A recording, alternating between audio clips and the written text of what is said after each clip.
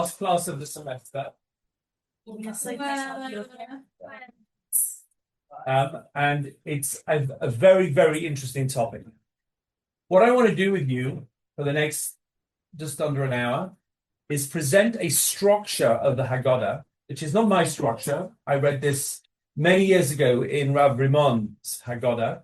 Rabbi Rimon's Haggada is now available in English. It's available in Hebrew. You can get it online. You can pick it up at a bookshop near here. And I've summarized it and put some sources into it. And I think this is a life-changing way of looking at the Haggada. And some of you in this room may never have really gone through the Haggada like before. For some of you in this room, you've heard it 20 times and know it very well, etc., etc. The two sheets that I've given you here, one of them is just a sheet with 5 sources, so we're going to go through all of these sources today.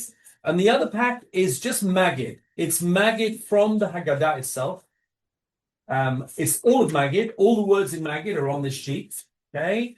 Of course, the Haggada is not just Maggid. We'll see the other parts of the Haggada in a minute. But we're going to focus on Maggid. And what I'm going to show you, based on what Rabbi Rimon basically highlights, is that the structure of our Maggid today, our Haggadas, we say, which can feel quite long sometimes until every year I feel it gets shorter and shorter. When I was a kid, it seems to go on forever. And now it seems like it's over in a second. It's actually 4 different Haggadas all rolled into one. There are 4 different Haggadah, 4 different stories, 4 different ways of telling the story, all rolled into one ceremony. And this is probably one of the oldest religious ongoing ceremonies that exists in the human race. The Jews have been sitting down on Seder night every year for thousands, literally thousands and thousands and thousands of years, and having this conversation. And since there are different kinds of student, different kinds of child, different kinds of learner, so the Haggada presents 4 different ways of internalizing the story, since everybody needs what speaks to them. So let's have a look. Let's start with the single sheet. Let's start just with the 16 or 14, 15. Motzi Matzah is written 2. So the 15 segments of the Simanim of the Haggada, and most people sing these at the beginning. Kadesh Urchatz. You've had a class on Haggada already? A little bit? No? Yes? Not really? Not so much. Okay.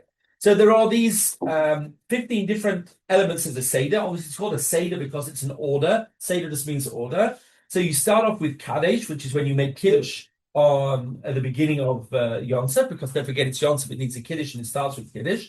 Urchatz is when you wash your hands for dipping the karpas. I'm not going to get into all the reasons why all of these apply. Karpas is when you eat the vegetable. Any bravery ha'adama will do. By the way, in Urchatz, some people have a minhag, everybody goes to wash. Some people have a minhag, just the person leading the Seder washes. Some people have a minhag. What we do is that one of the kids comes around with a washing thing and everybody washes. Karpas, you eat a bravery ha'adama. Any bravery ha'adama is good. You can have strawberries, you can have bananas, you can have parsley, potatoes, whatever. He does it for you. In Elizabeth, New Jersey, Rabbi Teitz, who was one of the main rabbonim there for many years, insisted that everybody use bananas for karpas, just so that they could remember that bananas were bravery ha'adama, not bravery ha'etz, because that's the one thing karpas needs to be. What exactly the word karpas means is a very interesting thing, but not for now. Bananas and salt water, a bit strange, huh? So, but you know something, maybe it's great. No, listen, I have a daughter-in-law from Italy, and she sprinkles salt on her melon when they eat it. And I've heard of it. Okay, fine. Number 4, Yachas, which we'll see right now, is breaking the matzah in anticipation of Maggid. Then there's Maggid, which is saying the Haggada, discussing the Yetzias Mitzrayim.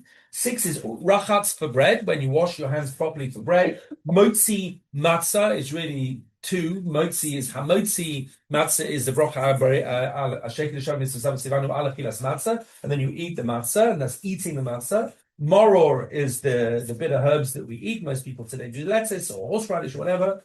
Korech is the sandwich of matzah and maror all together. Shulchan Orech is the meal, where we have traditionally starts with eggs, and we have all sorts of nice Yom Tov food. Safun is the eating of the afikoman, which, by the way, according to many of the Rishonim, is the main mitzvah of eating matzah on the night of Pesach, is the afikoman. So do make sure that you save enough space inside you for the afikoman, and I'll tell you a little bit more about that in a minute. Barech, which is Birkas Hamazon. Hallel, where we burst into praise and song and sing through the regular Hallel. and 14 Yutzah, where we say, thank you very much, God, for allowing us to do this wonderful Seder, and we appreciate it, and we'll do mitzvahs in the future, next year in Jerusalem, etc., etc. Now, I've put an asterisk by number 1, 5, 12, and 13, and the reason is what? What do these four have in common? Wine. The wine. We drink a glass of wine in each of these four. We drink a glass for Kiddush, for Magid, for Baruch, and for Hallel. And don't forget, there's a glass of wine that we say, Magid, that we're going to look at right now, over a glass of wine. And that's part of the mitzvah of the night. Just before we start, 3 tips for having a really effective Seder, which I think, have stood me in good stead over the years, and hopefully will help you and your children and grandchildren as you 1 second you're sitting in this room listening to the shir, and then you'll blink your eyes, and then the next second you'll be sitting with your grandchildren around the table, and you'll think, how did that happen, and how did I get here, and what happened in between? That's how it's going to work. But this is something to remember. Thing number 1, make sure everybody has something decent to eat on Erev Pesach. Decent to eat on Erev Pesach, because Seder night runs late. And if you start on time, which is properly, when it gets dark and the clocks have already changed, so no one's going to really start till 8:15, 8:30 maybe by the time people get home from shul, especially in this country where people sing Hallel in shul as well, it goes on longer. So it's going to be 10:30, 11, 11:30 potentially until you actually get to eat. If you treat it like a regular Erev Shabbat, and you didn't eat anything since like late breakfast, you're going to be passing out at Seder night.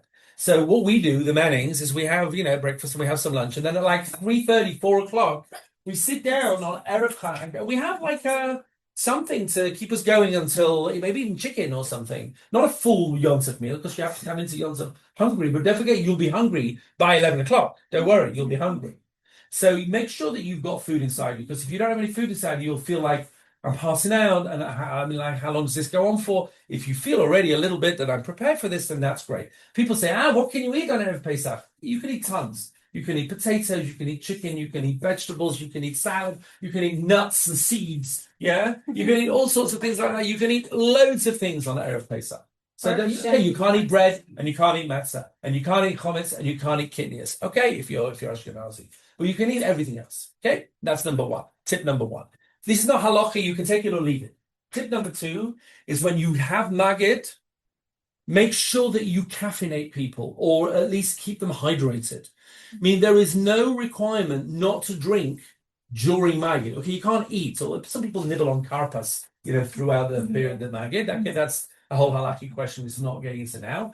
But what my Rav does in London, and what we do, is when we start magid, and we get into the Haggada, we say, okay, guys, who wants a cup of coffee? Who wants a cup of tea? Who wants a can of Coke? Who wants a Red Bull? A Bull, or whatever it is that you can give you. And when you give people a bit of caffeine, a bit of tea, a bit of coffee, people are alive and people want to discuss the Haggada. There is a chumrah that you're not meant to drink drinks during the Haggada. That is a very wild chumrah. It's not necessary. It's certainly not required.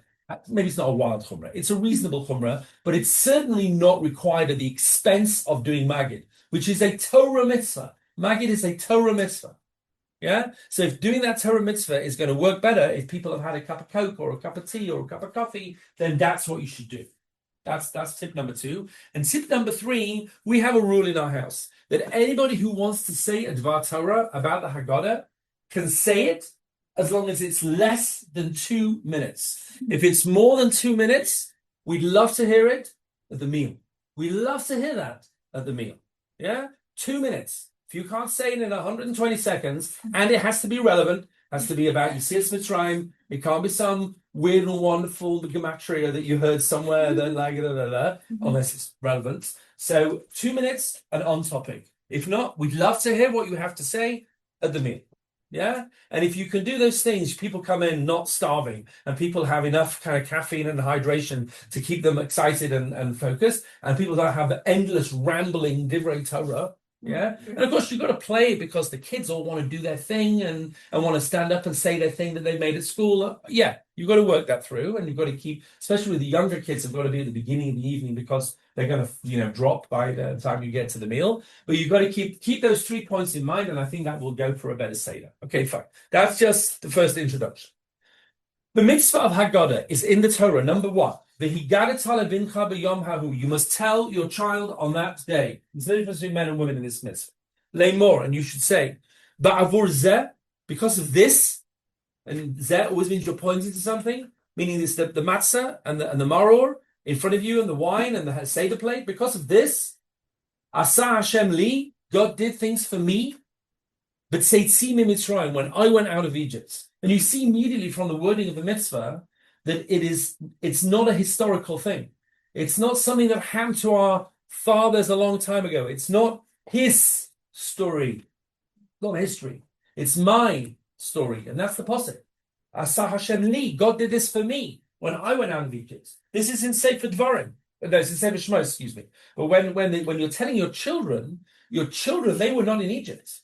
Even the children of the people who came out of Egypt were not in Egypt. And therefore, they still need to feel that they were in Egypt. And every generation, therefore, has to sense, in some sense, this is my story. Okay, and kids have cutesy things that they do to keep them. But the real thing that you're communicating is this is not about what happened. This is about what's happening. And that's why all the way through the generations, concentration camp survivors would bring their, the uniforms that they made them wear in the camps and show, look, I really was an Eved. I really was a slave. This is not something that happened in a faraway land. And we live in a time now where you can talk about a million different things which are relevant to God's hand in history. But the first thing you see from the mitzvah there is that A, it's communication to the next generation. It's teaching. It's a night of communication. And B, it has to be about my story. That's why it's in the first person. God did this for me when I left Egypt. That's the mitzvah in the Torah. If you look in the Mishnah, when the Mishnah talks about, puts a little bit of detail on this, look in number 2. Says the Mishnah, you pour the second cup. The first cup was Kiddush. We had the first cup. We made Shechianu, and which we thought about all the mitzvahs of the night. We made Kiddush. We made Brit Begofen. We now pour a second cup. V'kan haben shoel aviv. And now the child asks their parents. Again, he puts it as a son and a father, but there's no difference between fathers and mothers and sons and daughters. This is part. All Jewish people are obligated in this. The child then asks the father, or the parent, Ve'im ein dat beben, and if the child doesn't know what to say, aviv malamdo, the father gets them going. Okay? Seder night has to be choreographed, which means that whichever Seder you go to, guys, it's not a show. You don't just go there, sit on your chair and say, oh, I heard it's going to be amazing. Let's see what happens. You are what happens. You make it happen. Okay? And when you get to be running Sidorim, you need to think a little bit how you're going to warm people up, how you're going to break the ice, how you're going to make it cohesive when you've got people there of all ages, potential, a lot of different backgrounds. You've got parents and grandparents and kids and grandchildren, and some people who know what they're doing and some people who are completely clueless. And Sidorim look like this. Yeah, and you've got to work out how to somehow weave it all together. And this is part of the choreography. The father then the parent has to get it out of the child. And the father has to say to the child, now, ma might not be a question, by the way. It might not be how is this night different. It would be ma nishtana. Like ma in Hebrew means how. Isn't that amazing? Ma nishtana. How different tonight is from every other night. Let's look at the ideas. And the 4 questions, which of course you will half recognize, because one of these questions in the Mishnah is not a question that we say anymore. Every other night we eat chametz and matzah, halayla hazeh kula matzah, but tonight we only eat matzah. Now there's a lot to say about all of this, and I'm not going to give sort of divrei Torah about all of these things. But one of the very key ideas is that for the audience at the time of the Mishnah, they would know what a korban toda looked like. A korban toda is a korban you brought as a family when you wanted to say thank you, when to express gratitude. It was a very positive korban, and it came as an animal together with 40 loaves of 30 matzah, 10 chametz. And it's a lot of bread, and you had to all eat it in one night, just like Seder night, and therefore you had to do it with friends. A korban toda is not something, when you celebrate, you don't do it on your own. When you say thank you, you do it with all your friends so they can hear it as well. So the child or the parent with the child might be saying, look, every other time we have a korban like this, with the animal in front of you and the bread, we always have chametz and matzah, right? A regular korban toda. But tonight it's not a regular korban toda. Tonight it's a korban Pesach, which is a kind of Thanksgiving offering, but it's only matzah. Okay, interesting. Every other night of the year we eat whatever vegetables we like. Halayla hazeh maror. Tonight we dafka also eat a bitter vegetable. Okay, that's easy enough. Shebachol haleilot, on every other night, anu ochlim basar tzalit shaluk u'mevushal. We eat meat on every other night, which is roasted or boiled or cooked. Halayla hazek kulat tzali, and tonight we only eat roasted meat. Now, that question does not appear in your Haggada. Why not? Because this is the Korban. This is the question of the Korban. This Mishnah was composed at the time of the Bet HaMikdash. So every other night you have whatever meat that, the family decides to prepare. Tonight, it's only roasted. Everything was roasted meat. Okay? Because that's how you eat the Korban. Interesting. Now, we don't have that question anymore because we don't have the Korban. And actually, we have a minhag today that we don't eat roasted meat because we don't want anyone to think that you're like designating something as a Korban. So today, there's a minhag that we have, pot roast or cooked or something like that, boiled, something like that. Shebachol haleilot, on every other night, anu matbilim pa'amachat, we dip once. Okay, you don't have to dip on every other night, but a bit of hummus, a bit of pizza, you do what you do. Tonight, dafka, we dip twice. We have to have two very specific ritual dippings. Okay? What do we dip twice?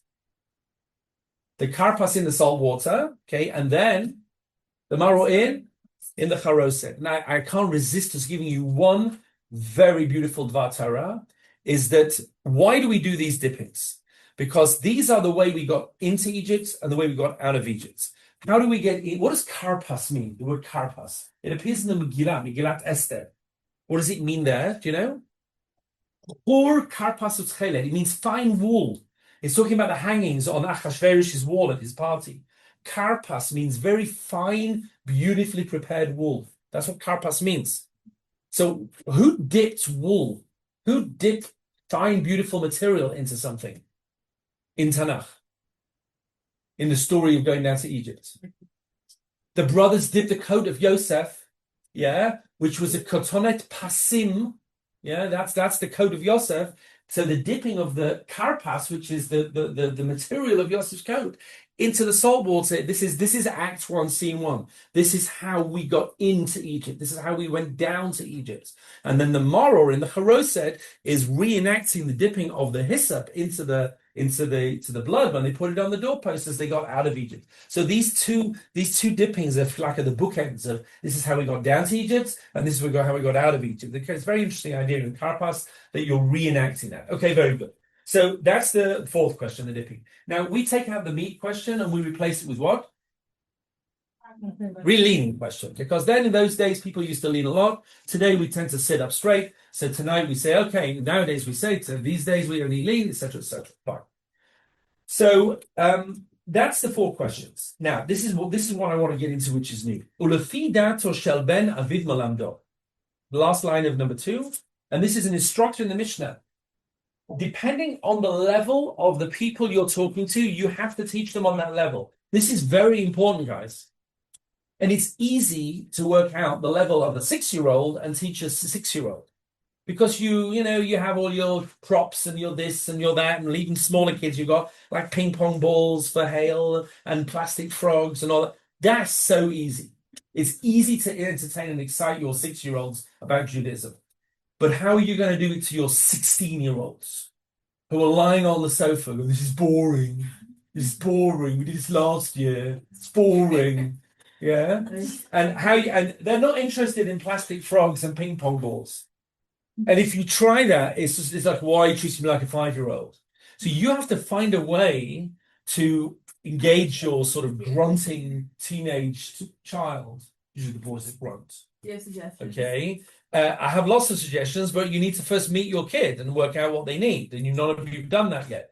But that's the challenge. And it's the challenge of the Mishnah, which is also the challenge if you have complete beginners there. Have great Uncle Harry and his non-Jewish wife Joan or whatever, and like it happens all the time. Like, what are you gonna do with that? Leaving aside the halachic issues of having non-Jews at the Yom Tov meal, I'm not getting into that now. Leaving all that aside, but like you've got people who have been to yeshiva, people who have not been. So says the Mishnah, you have to work this out. It has to be communicative. That's why there's a psak of the Ri of Londres, the Ri from London in the Middle Ages, who says you have to teach the Haggada in your language that you understand. It's not meant to be recited. By the way, for the Ri of London, the language that he's talking about is French. They didn't speak English, only kind of peasants spoke English back in those days. Anyone educated spoke French. Okay, so very good. Now let's go on. Middle of line, last line number 2, and this is what you have to do. Matchil begnut. You have to start with the bad news. Genai means something embarrassing. Umasai b'shvach, and end with the good news. It has to go from the story of bad to good. That's an instruction as to how to make the Seder.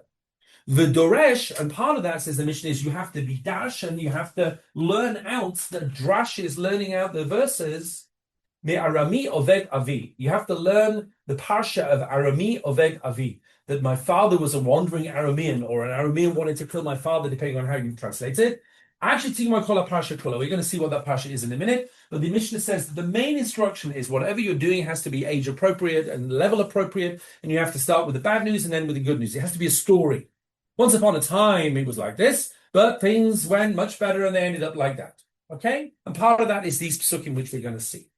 Now, at this time, there was no fixed Haggada. Who wrote the actual words of the Maggid? When was it finished and put into place? The answer is in the time of the Gaonim. The Gaonim lived in the 8th, 7th, 8th, 9th century. And how do we know that? Because the Sephardim and the Ashkenazim have the same Haggada. Just like they have the same Sidur, basically. Tweaks here and tweaks there. And therefore, whenever it happened, it was before they split.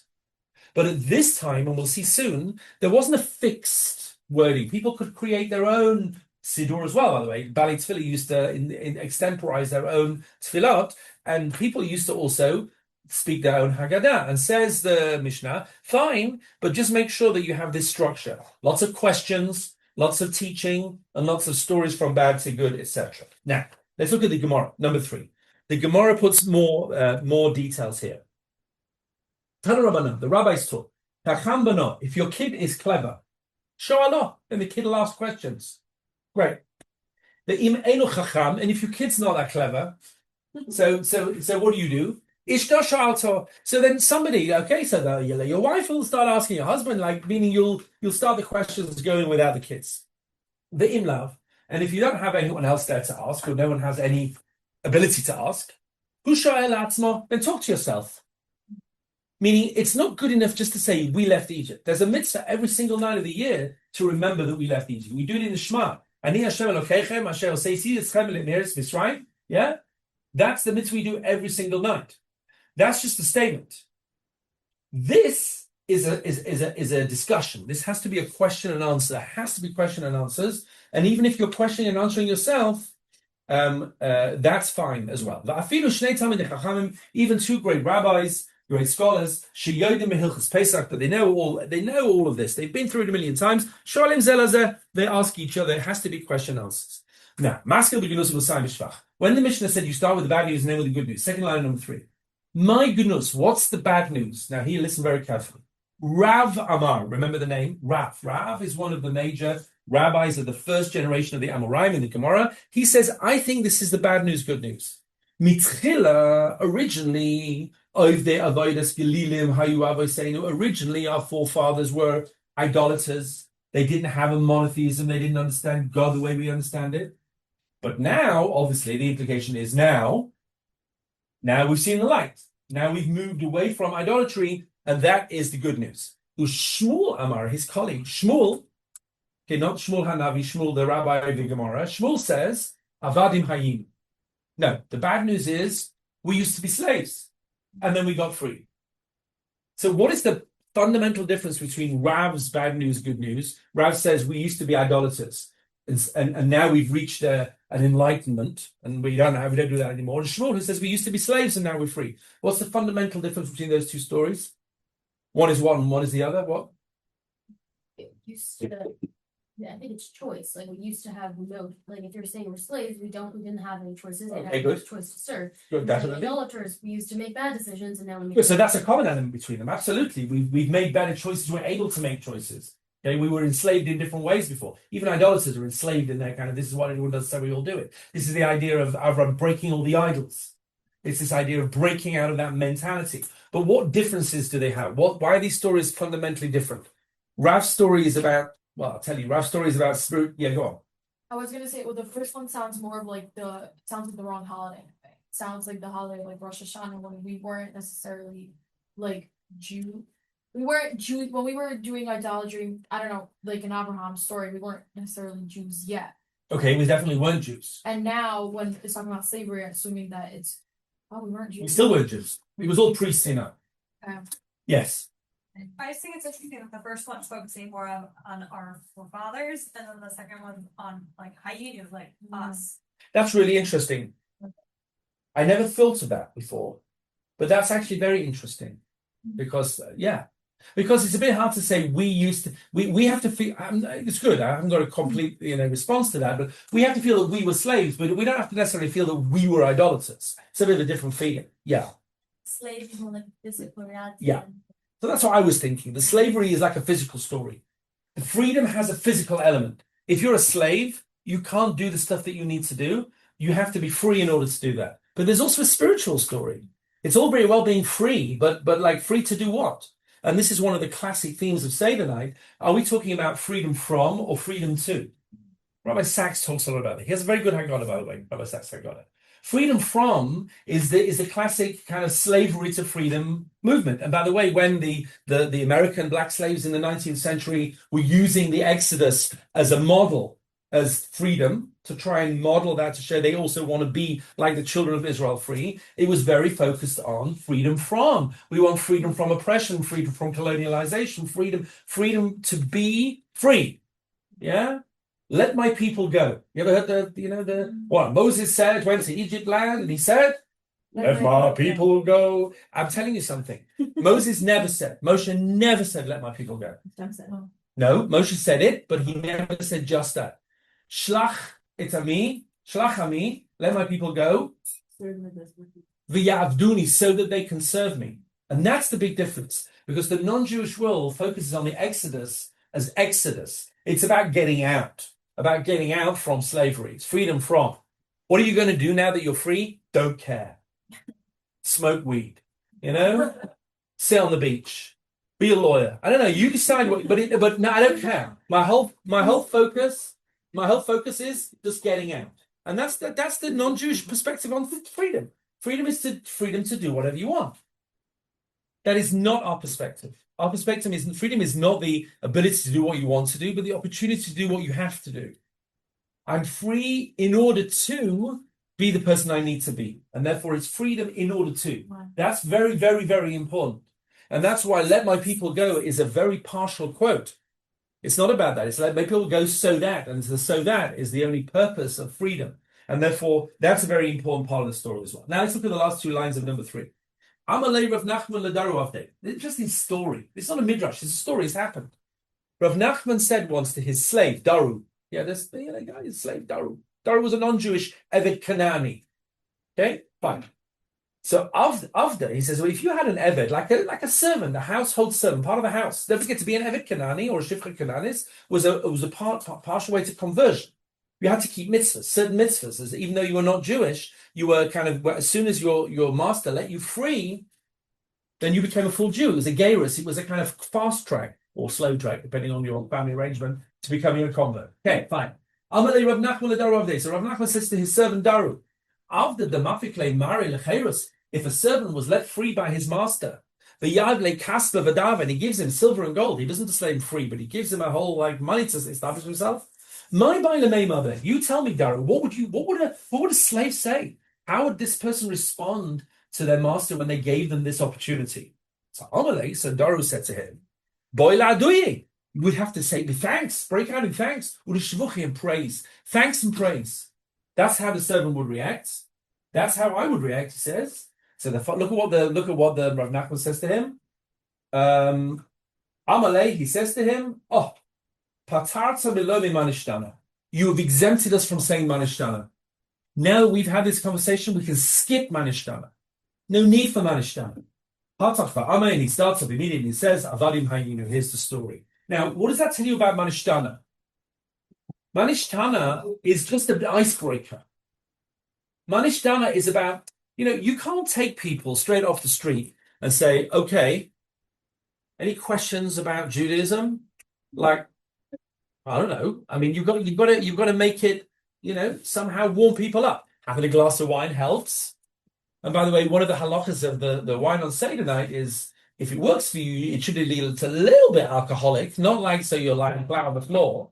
But grape juice is great. And by the way, you can use a grape juice. It's fine. Halachically, it's fine. You don't have to have alcohol. But one of the advantages about alcohol is not that you're going to get drunk. That's not the mitzvah on Seder night, but you're going to loosen up a bit. Yeah? If you've got to get a feel that you came out of Egypt, you can't just be straight off like from the street. It's like, you've got to have an icebreaker. So you have a glass of wine, which is Kiddush, and then someone starts breaking the ice. Man, Ishtana, about this question, what about that question? They're already in a great conversation. They don't need much time. Manishtana is just the icebreaker. They've broken the ice. They can get straight into it. And this is part of the structure as well. Okay. Now, what do we do? Of these two stories, Rav's story, which was we used to be idolaters, but now we saw the light, and Shmuel's story, we used to be slaves, and now we got free. Which of these do we include in the Haggada? Both. Correct. Both. And what I'm going to show you in a few minutes, based on Rav Ramon, is that these are two different structures of Haggada. One is Rav's structure, which is the spiritual story. One is Shmuel's structure, which is the physical story. And we say them both. We say them both because the night is about both these things. It's about physical freedom and it's also about spiritual enlightenment. And if we include both of these Haggadas. Now, I don't know if Rav only said the spiritual story and he didn't focus on the physical at all, or vice versa with Shmuel, but that was their kind of main focus. We do both. We absolutely do both, and that's actually source number 4, where I brought you Rabbeim Hananel, who says these days our Haggada includes both of these, and we'll see not just includes these two, but another two as well. The last thing I gave you before we get into the actual Maggid itself is number 5, which is the psukim that we have as the center of when it says Doresh, you have to learn up these psukim as part of the story. So what are these psukim? So I just want to introduce you to this because it's very important. This is a centerpiece of the Haggada. The story of Yetzias Mitzrayim, if you'd have been writing a Haggada and someone said to you, okay, what are you going to include from the Torah? If someone includes verses from the Torah, where are you going to get verses from to summarize the story of the leaving of Egypt? And the answer is Shmos. Here's the story, That's not what we say. We don't quote psukim from Shmos. We quote psukim from Dvarim, where the Jewish farmer goes and gives his bikurim. And there's something called mikra bikurim, that I have to make a declaration. A farmer, when let's say you have a grapevine in your backyard and your first little tiny grapes start to poke out, so you'd run outside back in the day and you'd tie a little red thread around your grapes. So this was the first one that came out. And then when this became properly ripe, etc., you take these grapes and these figs and these dates and these pomegranates to the base of Mikdash and you give them to the Kohen. Look at this. Look at how that works. Number 5. When you go to the land that God's giving you as inheritance, upon you, and you live there and you dwell there. You'll take the first of all the Pri Adama, all the fruits of the land, which you bring from your land, you'll put these fruits in a basket, and you'll take them to the place that God chooses to dwell. That's Yerushalayim. When you'll go to the Kohen, you go to the Kohen of those days, first of all, you'll open up and you'll say to him, Higadati Hayom. Higadati. What's the root of the word Higadati? Haggada. Haggada, which is why the rabbis connected these two. I want to declare, I want to tell you, I want to declare to God, Kibati el haaretz. I made it here. I got here.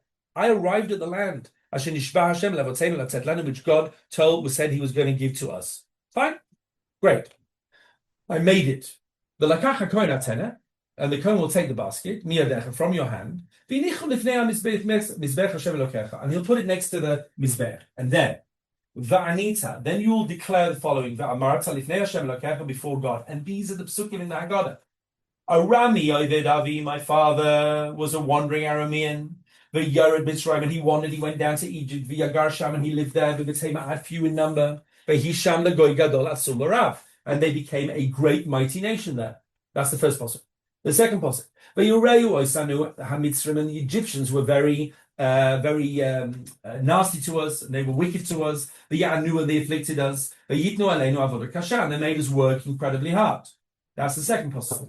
The third passage, and we cried out to the Lord our God, and God heard our cry, and he saw our stress, our pressure, etc., etc. The fourth pasuk, V'yotzienu Hashem v'Mitzrayim, and God took us out of Egypt, b'yad chazakah, with a strong hand, u'b'zron tzuyam, with an outstretched arm, u'b'mayra gadol, and with great wonders, u'v'oises u'moisim, and with signs and with miracles, etc., etc. You recognize this psukim, right? They are the central psukim of the Haggada. There's a fifth pasuk now that is not in the Haggada, which is V'yivenu el hamakom hazeh, and he's brought us to this place. V'yiten lanu et haaretz hazot, and he's given us this land, eretz dvat zvach chalav udvash, a land flowing with milk and honey. Fine, shkoyach. Now we say four psukim. Are you back? Sorry, I'm just doing a lot of things, and I hear you in two places. That must be disconcerting. Yes, it is. Okay. Okay, fine. Okay. Now, Thank you very much. Now we say four psukim. We don't say the fifth pasuk. Now, of course, because the Haggada was written in Galus, you can't say the fifth pasuk, which is, and now God has brought us to the land. There are people who want to say that we should say the fifth pasuk now, because like a more Zionist spin on a Haggada, because you can add whatever you like into the Haggada. It's not like, laning or davening when you're not going to interrupt you. The Haggada is a discussion. So the question is, wherever there's a four, there's a hidden fifth. That's one of the themes of Haggada. How many cups of wine do we have? 4, but there's a fifth cup. There's a fifth cup of Eliyahu that we pour it, but we don't drink it. And again, there are those that want to say we should be drinking the fifth cup now. There were minhagim to drink the fifth cup even back in the day, but I'm not getting into that now. There's a lot to say about the fifth cup. Why would the people who wrote the Haggada pick these psukim of the Jewish farmer coming to the Beis HaMikdash with his first fruits? Why would he put these psukim to describe the story of going out of Egypt? What do you think? It's very succinct, meaning I'm not just going through parokim and chapters and chapters. It's very kind of that. That's one reason. Another reason, more fundamental reason. Because what did the mitzvah say about Haggada? You have to say on that day that God did this for me when I left Egypt. This farmer is living hundreds of years later. He's living in the time of Shaul HaMelech, in the time of Chizkiyahu HaMelech. And what's this farmer coming to the temple and saying? And God took me out of Egypt. God heard our cries, meaning he's saying, I was also there, even though he wasn't there. But he was there. He was there spiritually. He was part of, this is the story of the Jewish people. And therefore, these psukim express the very idea which is central to the Haggada, which is it's not just you telling about what happened. That's the reason, by the way, why we don't say the bracha on Hallel. What's the bracha on Hallel that we normally make? Baruch atah Hashem Elokeinu melech haolam, she'asa nisim la'avoseinu, b'yamim ha'hem b'zman hazeh. She'asa nisim la'avoseinu. We don't say that bracha on Hallel. We don't say that bracha on Seder night, because it's not she'asa nisim la'avoseinu. It's about now. It's about you. It's about what's happening in your life. Now, what we're going to do is we're going to take all of that, and in the following 20 minutes, we're going to show you how this all forms part of the Haggada that we have. Now, what I've given you here is just the Magid, together with an English translation, which I just took off Chabad. It's a perfectly reasonable translation, Chabad.org. Okay, so you've got it in Hebrew and English, and I've divided it into 1, 2, 3, 4. And in each of those, these are 4 mini Haggadas, all put together in one big one. And I've divided it 1.1, 1.2, 1.3, 2.1, 2.2, 2.3, 3.1, 3.2, 3.3, 4.1, 4.2, 4.3. And each of these Haggadas has the same structure. It starts off with a question, a new question, because the Haggada always has to be questions and answers. It starts off with a question. It then gives a response and tells a story that goes from bad news to good news, because we said that's how the story has to work. And then the third part is you break out into spontaneous praise. Because remember when Rav Nachman says to his servant, if someone let you go and gave you money, how would you respond? Oh, I thank and I praise, and I just break out into complete, excitement. That's our Haggada. We say in these 4 different structures the same thing: a question, an answer with a good news, bad news story, the other way around, bad news, good news, and then we break out into spontaneous praise. Okay, it's not so spontaneous because we've been doing it for thousands of years, but it's meant to feel spontaneous. In case you don't know what I'm talking about, you'll see right now. So look at this. We're going to turn every page of this little pad.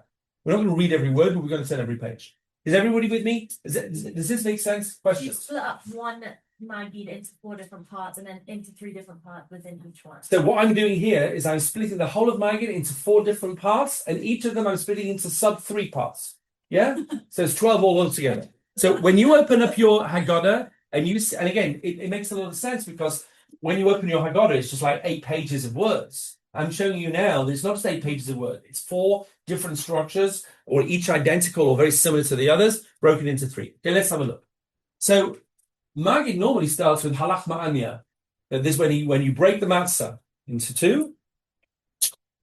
And by the way, there were lots of old Sfardim in Hagim to try and make them into different letters. They were able to, break them to Yud and hey, and there's always someone saying, oh, look, that bit looks like Eretz Yisrael. And fine, right. You break it into 2 so that you have a big piece, which is going to be the afikoma, which is going to be the matzah of redemption after the meal when you're full, and the small piece, which is going to be the lechem oni. What does lechem oni mean? The bread of a poor person, or the bread of poverty, meaning it's made very simply with just flour and water, or, says the Gemara, lechem oni, the bread on which you say va'anita va'amarta, on which you declare all the things that you need to say over on this night. So there's like all these meanings of it, and that's going to be the you say Maggid on that little piece of bread, little piece of matzah. Now, of course, halach ma'anya really is part of yachas. It's in the Haggada normally under Maggid, but it's really the end of Yachas. That you break the matzah and you say halach ma'anya. Maggid really begins in, you see where I put 1.1, with a question. It starts with a question. The first Haggada that we're going to see right now is the Haggada of Shmuel. The story of physical slavery and redemption. That's an important story. That's the simplest one. That's the one we start. So it always has to start with a story, with a question. What's the question that we start with first Haggada with? So it's obvious. We already said it. Look at all these different things tonight. Why is this all different? So the question that opens up the first Haggada, the Haggada of Shmuel, is the questioning of Manishtana. Okay? Nice and simple so far. What's the answer to Manishtana? So look, 1.2. Here's the response. Avadim hayinu lefaro b'mitzrayim. We used to be slaves. The bad news. And God has taken us out. And then we elaborate a little bit on this. And look, if we hadn't been taken out of Egypt, we'd still have had a slavery mentality. We would have still either been physical slaves or mental slaves. We wouldn't have been able to break out of that. And then we tell a story of these 5 rabbis that were sitting in Bnei Brak. Yeah? It was Subin Bnei Brak. They were leaning, they were having Seder in Bnei Brak on the road, on the Kvish Echad, on the junction of the Kvish Echad and the Kvish Arba in Israel today. It's called Somit Mesubin. Yeah, but from this word, from the Haggada. Why Somit Mesubin? Somit is an interchange, because this is where the original Bnei Brak was. That's where the ancient archaeological Bnei Brak is, right there by that Somit. The modern day Bnei Brak is a little bit off to the west of that. So these 5 rabbis were sitting there. Why these 5 rabbis? What do these 5 rabbis have got to do anything? Remember the story of the 5 rabbis all sitting there, and they were saying all night long until the Talmidim came in the next morning saying, Rabbeinu, it's time to daven Shacharis. What's the story with these 5 rabbis? Why were they in Bnei Brak? So Rabbi Akiva was the rabbi of Bnei Brak, and they all went to Rabbi Akiva for Seder. Why, including his teachers? Why would they all go to Rabbi Akiva? Why would they be in Bnei Brak? Why did they not know it was the morning? So there's lots and lots to talk about. But one of the most beautiful answers I ever heard on this was that these are the same list of the same 5 rabbis in the story at the end of the Mishnah in Makkos, where there were 5 rabbis walking on Har HaBayit during the the Hadrianic persecutions and the Bar Kokhba revolts, and they looked down at the... Yes. Oh, you learned this? With who? Yeah. Okay, fine. And they learned down what happened. Tell me the story. The ones Okay, they saw for a while, but eventually they took this. I don't know if that's the story. And the story of Rabbi Akiva and the rabbis. What did they do? These 5 rabbis on the top of the hill. They stood at Har Sofim, which is Hebrew U now. They stood on that mountain and they looked down and they saw foxes running in and out of the temple. Foxes may just be a code word for Roman soldiers. I mean, this is a place where the Kohanim used to go, and now look at it. And what did they all do? They all cried. And what did Rabbi Akiva do? He laughed. And what did they say to him? And what did he say to them? No, what did he say to them? Why are you crying? And they said to him, we're crying because we never thought we would live to see the day where these terrible predictions of the destruction will ever happen. And he said, that's why I'm laughing, because I also never thought I'd see that. But now that I've seen that, and I've seen how the unbelievable can happen before my very eyes, how can the unbelievable happen? How can we lose the Beis Hamikdash? If the unbelievable can happen, the unbelievable can happen. Once the unbelievable can happen, then all bets are off. I tell you, for personally, when I was at university, law school actually, communism fell. For me, this was an unbelievable thing for the whole world. How could communism fall in like 3 months? If that can happen, anything can happen. Anything can happen. It's an amazing thing. So Rabbi Kiva was laughing. The same group of rabbis are here with Rabbi Kiva. Why? Because they're deep in the depths of the Hadrianic persecutions. How can we celebrate freedom when we're living in like camps and hiding from the Romans? There's one opinion they were hiding from the Romans down underground. That's why they couldn't see the light. And these were all code words. The morning's coming, meaning the redemption's coming. The Romans are leaving. Da da da da. So they had to go to Rabbi Akiva because he's the only one who could keep them positive. He's the only one who could make them smile and laugh and feel a sense of geula, even when and there are stories people made Sidorim and in concentration camp huts and underneath and out of the eyes of the Nazis, and they saved little bits of this and that and the other. It's unbelievable how they did that. Fine. So that's the story. The bad story, good story, slavery to freedom. So now we've had a question, Manishtana.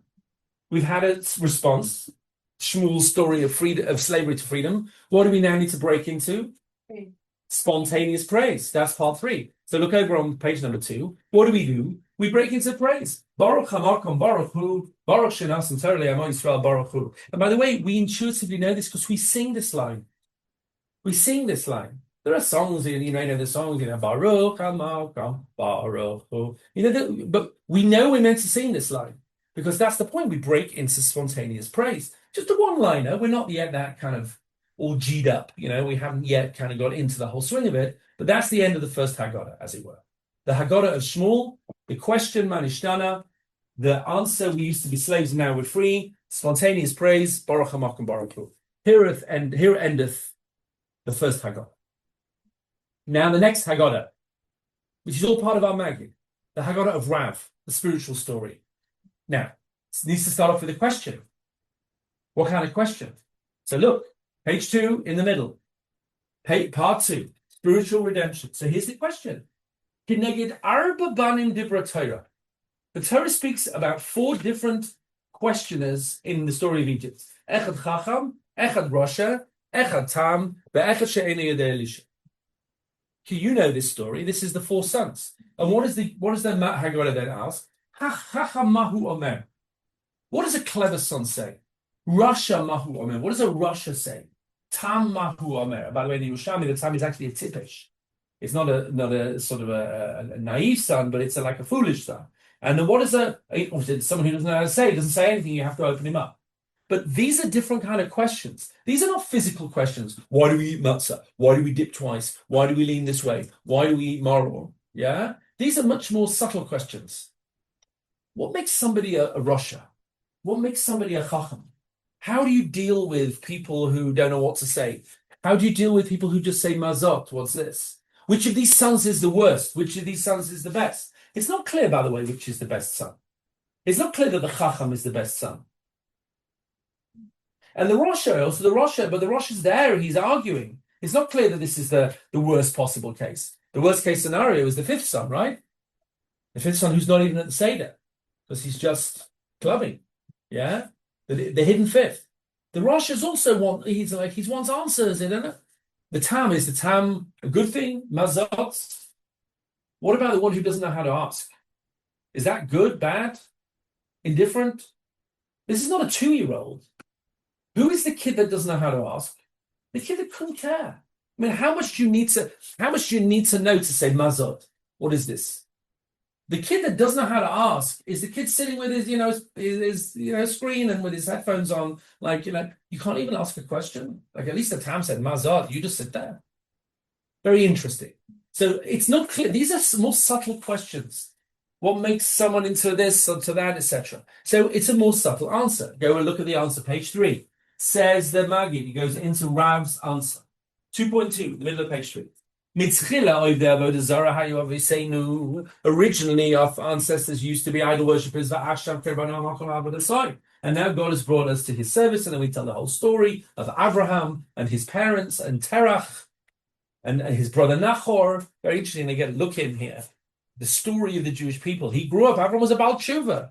He grew up in a home where people were just doing what everybody did and serving the idols of the time. He's the one that smashed the idols. And his father said, "What do you think you're doing?" And he says to his father, "Listen, you brought me up to be a critically thinking, intelligent person. Why would you get angry when I start to question the things that you told me? That's what you brought me up to do." Yeah? The Baal Tshuva story. So this is the story of the second Haggada, how we went from a state of idolatry to a state of enlightenment. Okay, good. So we've had a question, the 4 sons. We've had an answer from idolatry to enlightenment. What do we need to break into? Spontaneous praise. And what's that? Look at the bottom of page 3. The Hishamda. Yeah, I love this song, right? And again, we intuit that this is the structure because we know now is where we're meant to sing. We say, "Oh, Baruch Shemay Avta Chasad Yisrael, Baruch Hu, Baruch Hashem, Baruch Hashem," and then we start singing the Hishamda, or you can do the the Shweki one or the Razel one, and all. You could. The point is, you sing this for Hishamda. This is not just a one line. This is a whole. And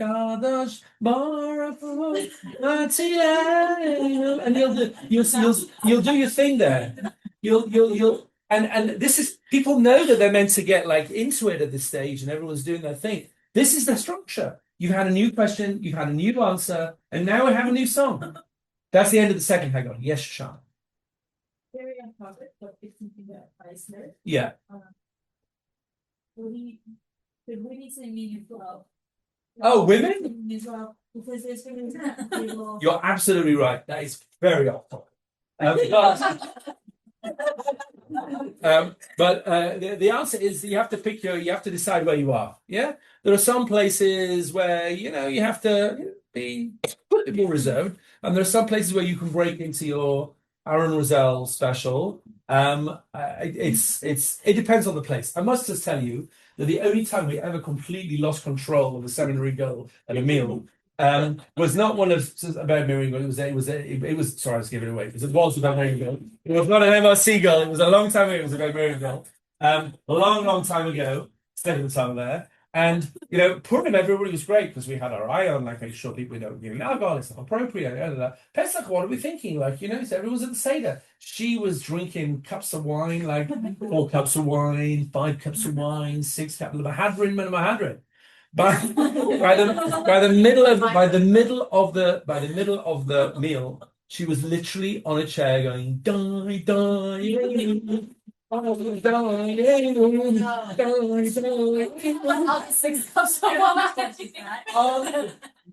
sitting there, my kids are like. So Shoshana, if that's what you had in mind, you have to be very careful before you do that. Because there's not a lot of places you can get away with that. And we have to kind of bring it down and at the end of the meal, when people have had a bit too much to drink, like right up in your face, you go, "Thank you for a very nice Seder."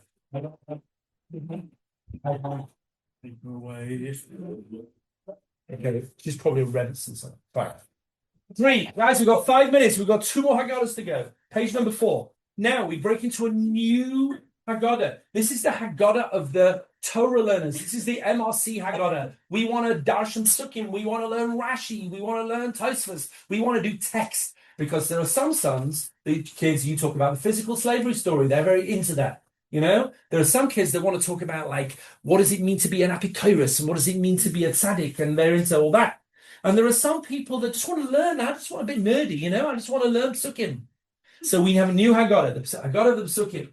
So look at what new question. We have to have a new question. Top of page 4. Say Olamad. Let's go and learn. Ma bikesh lavan harami lasot liYaakov Avinu. New question, because it's new Haggada. What did Lavan try and do that messed everything up? Because Lavan really tried to mess everything up, and Paro was really only against the boys, but Lavan was really trying to mess everything up. Why was Lavan trying to mess everything up? Because just think about the Chumash story. It's saying to us, let's just trace it. Why were we slaves in Egypt? Why were we in Egypt? Why were we in Egypt? What to learn? Basically to learn how to serve. No, you're being too cerebral. Physically. Why? How do we get there? Save. Good, because it was a famine. How do we get to Egypt? No, Yeah. what's that? Okay, Yaakov took the body down to Egypt. Why were they down in Egypt? Because Yosef was in Egypt. Why was Yosef in Egypt? Because he was stolen, he was sold by his brothers. Why was he sold by his brothers? Because they were jealous of him. Why were they jealous of him? Because Yaakov made him the favorite child. Why did Yaakov make him the favorite child? Because Lavan switched Rachel and Leah. Because if he hadn't switched Rachel and Leah, then he would have been the firstborn and none of this would have happened.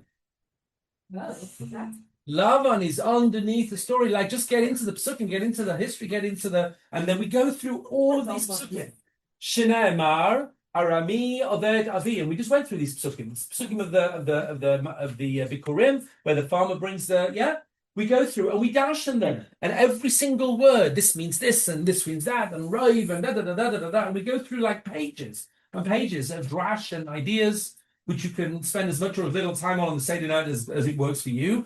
These 4 psukim, okay? I'm not going to go through them all now because we say lots and lots of things, and eventually we get into the 10 plagues, Dan, Sephadeia, Kinim, Arov, and then we get into a whole discussion of the Red Sea. Yeah, if there were 50 plagues in the Mitzrayim, and then there were even more. If there were 10, there were 50, and if there were 40, there were 200, and there's 250. We get into like more and more and more amazing things until we eventually almost like explode at the end of. Look at the top of page 6, where we top of page, bottom of page 7. After we've gone through all of these, there was this many plagues in the rest of it, we say, Kama malas tovus lamakam aleinu. So how much is on us that we have to thank God for all of these things? So we've had a new question. What was Lavan's role in this whole thing? Let's let him suck in. We've had a new story, bad news to good news. And now we break into it now, not just praise, but this is like, whoa, this is like on the chair, Diana, yeah? This is like, and this is Diana. Like, this is like a real song. Because each one of these is a crescendo. Remember, the first Haggada was the physical story, the question Manishtana, and the answer Avadim Hayinu, and then we said Baruch HaMakom. The second story was Rav's, which was the spiritual story. The question is to what do the sons say, and the answer we used to be idolaters, and then we break into the Hishamda. The third story was the let's learn the Psukim, which was what did Lavan do, We go through the story in the Psukim, then we break into the Dayenu. We're ready for the fourth Haggada. The fourth Haggada is the touchy-feely Haggada, meaning there are some sons who want to learn, and there are some kids who, I'm not such a big learner. I need to choose something. I need to touch something. I need an experiential story. Don't just give me text. So that's the Haggada of Rabbi Gamliel. Rabbi Gamliel says as follows. Look at number 8, page 8 at the bottom. Fourth Haggada. Rabbi Gamliel used to say, it's all very well telling the story, but if you don't go through these 3 things, Pesach, Matzah, Maror, then you weren't Yotze. What do you want Yotze? You want Yotze telling the mitzvah of Haggada. Because some people need to eat something, to see something, to choose something. And therefore we new questions. Why are we just about to eat Pesach? Why are we about to eat Maror? Why are we about to eat Matzah?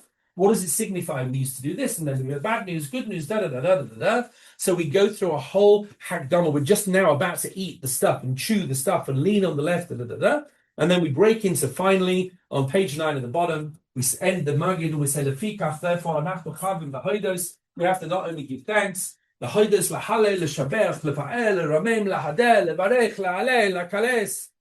We have to give thanks on thanks on thanks on thanks, and then we break into v'nomos lefanav shira chadasha. We break into shira. Shira is spontaneous song, and we sing the beginning of Hallel, Hallelujah, Hallelujah, Hashem, etc. Fine. So, and then we end the whole Haggada with the bracha. What's the bracha? Gal Yisrael. It's a long bracha on page 10 at the end. Baruch atah Hashem Elokeinu melech haolam, asher ga'alanu v'ga'alanu. So we're saying we sent from Mitzrayim. You redeemed our fathers, and you redeem us, and you'll redeem us in the future. And then we make a bracha, Baruch atah Hashem Gal Yisrael, and then Ashkenazim at least make another break prayer God. Sarim don't, but that's just because of the nature of break prayer God. Fine, go ahead. So that's the end of the fourth Haggada.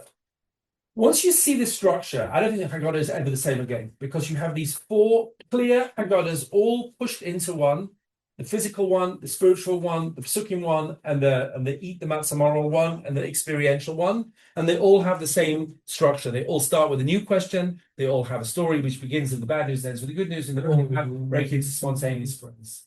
So that's the way our Haggada looks. And the reason, like just to finish, the reason it looks like that is because you have to know that every kid, every student needs something different.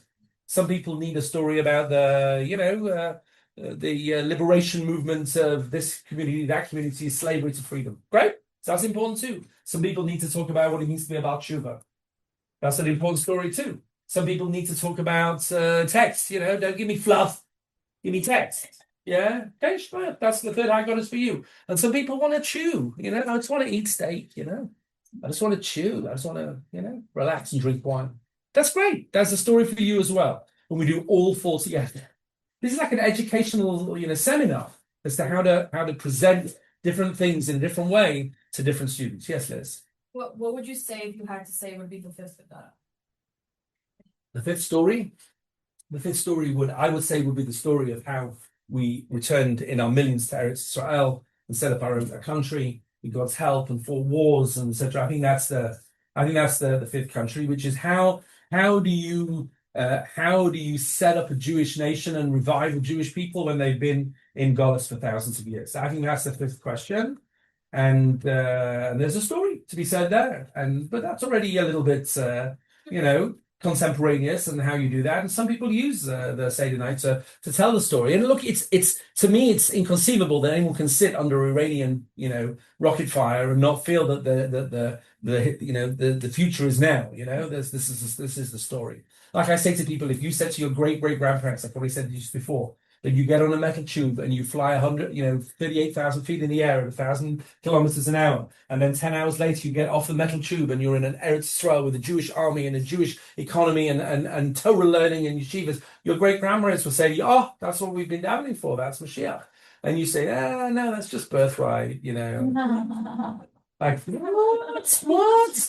We've been davening for this? And it's like, yeah, it's birthright. Maybe I'll do an internship in New York instead.